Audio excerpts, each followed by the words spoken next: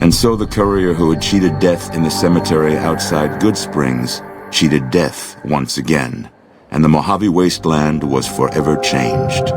Mr. House's Securitron army took control of Hoover Dam and the Strip, pushing both the Legion and the exhausted NCR out of New Vegas. Mr. House continued to run New Vegas his way, a despotic vision of pre-war glory. The streets were orderly, efficient, cold. New Vegas continued to be the sole place in the wasteland where fortunes were won and lost in the blink of an eye. The courier, fair and kind-hearted to those in the wasteland, ensured that Mr. House would keep New Vegas stable and secure for future generations.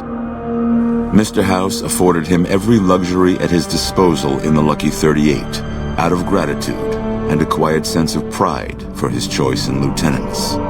Though some super mutants in Nightkin continued to journey to the legendary Utopia, they found little trace of its existence.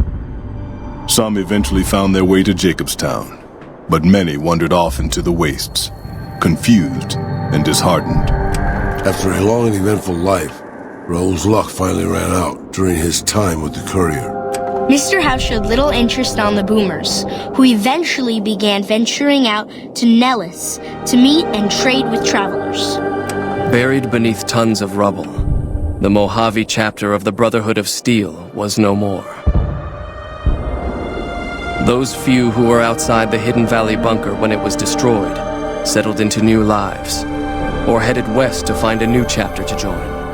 The Fiends staged an attack against Camp McCarran during the Second Battle of Hoover Dam.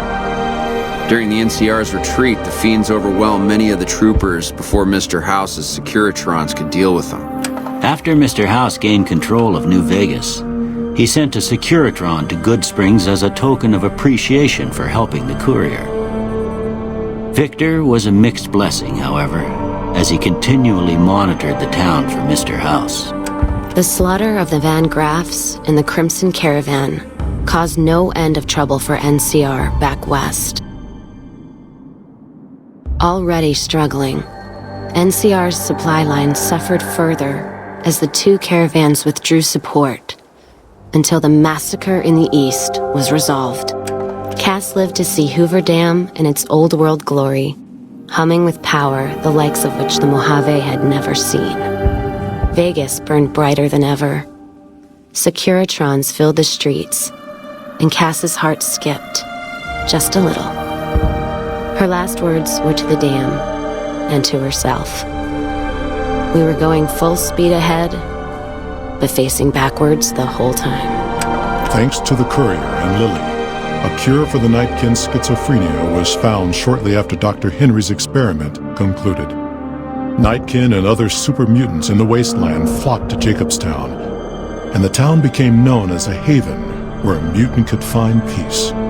Lily continued to take her medicine at half doses, and although she remembered her grandchildren, her mind remained muddled and confused. Eventually, she parted ways with the courier and traveled west, seeking the remnants of her past. During the Second Battle of Hoover Dam, some kings took it upon themselves to launch several attacks on NCR citizens and soldiers around Freeside. Mr. House looked on these actions favorably, seeing them as proof of the king's loyalty to New Vegas, and decided to leave them alone. Revitalized by Violetta's brain, Rex eventually learned to balance the memories of his old life with Violetta's experiences among the brutal fiends. His mind had difficulty adjusting, but Rex eventually found peace with his new, more vicious self. Shaped up by the courier's advice, the Misfits distinguished themselves during the Legion's attack on Camp Golf.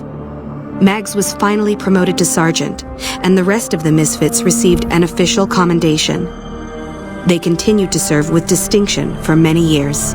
Though Novak was a low-priority target for the Legion, many of Novak's citizens died in its defense. In the weeks that followed, several bright followers returned to Novak to help restore its defenses, allowing it to remain independent of NCR. After Hoover Dam, the leaderless powder gangers at the correctional facility vanished into the wastes, leaving the prison empty. The correctional facility became another abandoned ruin in the wasteland, its carcass occasionally picked over by enterprising prospectors. With Cook dead, the powder gangers at Vault 19 fell apart. Those who weren't destroyed by the courier fled into the hills or attempted to work their way back through the Mojave wasteland. Few survived. Prim Slim proves to be an able-minded, if not able-bodied, sheriff for Prim. And due to his slow speed, some crooks get away without a scratch. But Prim continues to prosper under his watchful, robotic eye.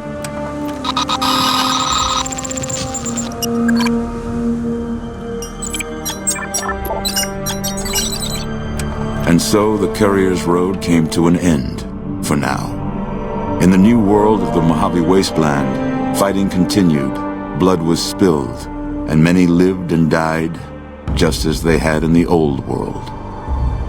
Because war never changes.